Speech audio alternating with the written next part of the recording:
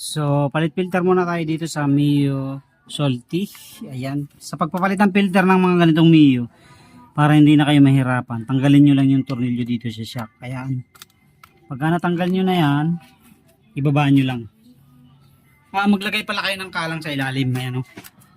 Kung makapansin nyo, may kalang yung side stand, center stand. Siguro mga 2 inches yung kalang ko. Sapat na yan, pangit din naman pag sobrang taas kasi maatak yung mga wire.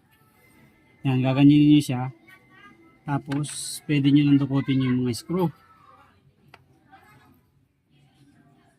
Sabay nyo na to sa paglilinis ng panggilid para isang gawaan lang. Gamit lang kayo ng ganito.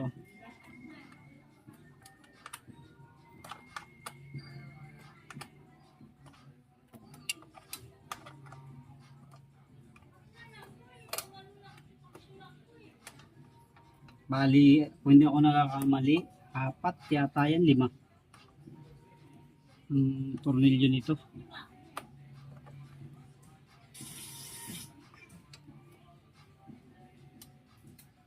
Screw pala, hindi tornilyo, screw.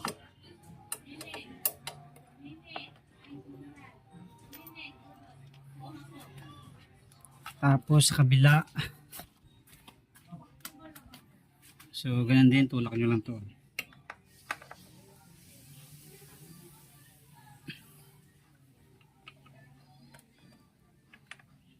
So, mahalaga to nalilinis kasi ang mga carb talaga, pag hindi nyo nilinis yan, nagiging malakas sa gas.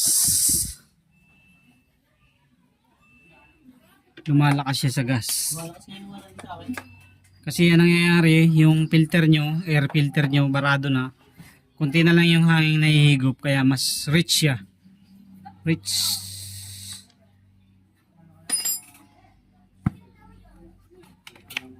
Okay.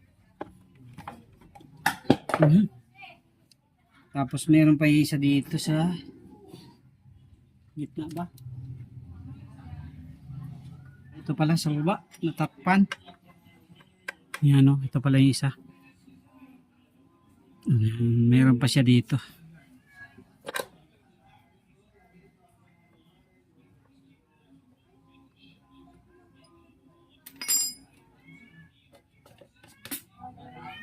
So yan to.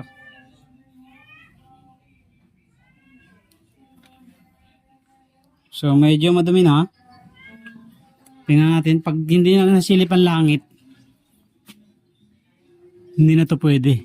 So kailangan masilip nyo na parang nagkakaroon pa siya ng liwanag. So lilinisan muna natin, tapos balik din natin agad.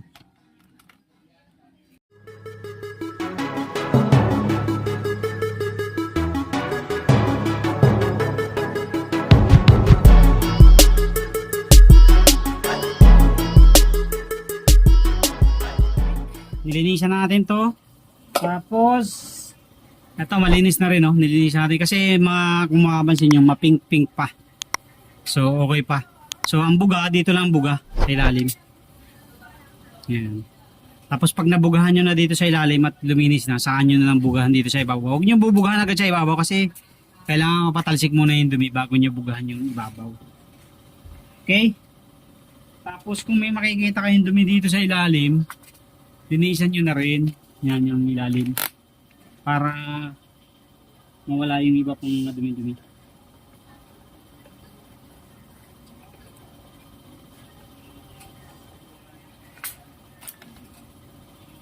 Yan, ganyan nyo lang. Tapos balik nyo.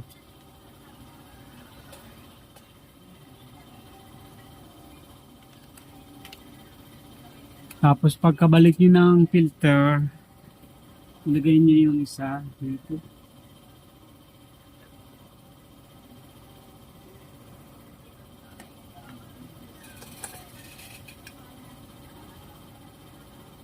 Para hindi siya nahuhulog once na ginabit na natin yung cover.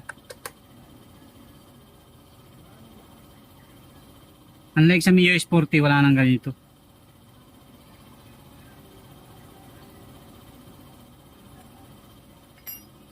Tapos, lagay na natin yung cover. Ito eh.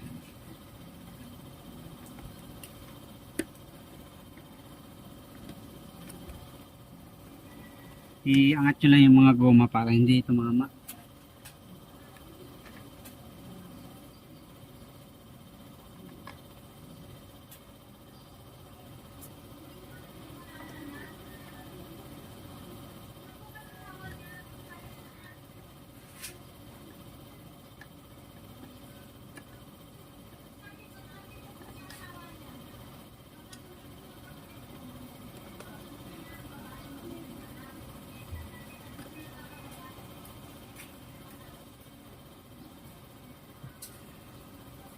Sa isang taon, mga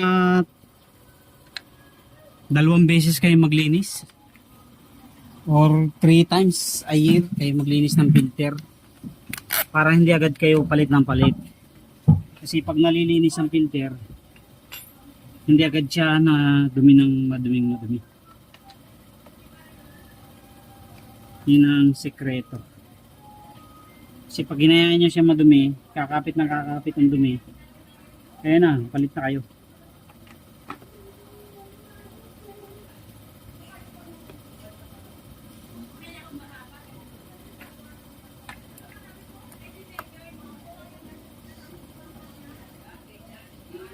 Angat nyo lang yung mga goma mga katuwid para hindi maipit.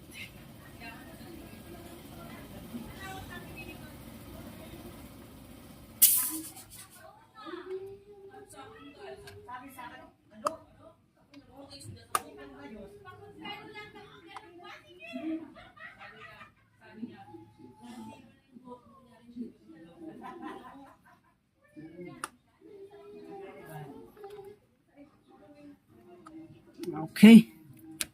So, tapos na tayo. Naipit. Sinasabi ko naipit eh. Yan.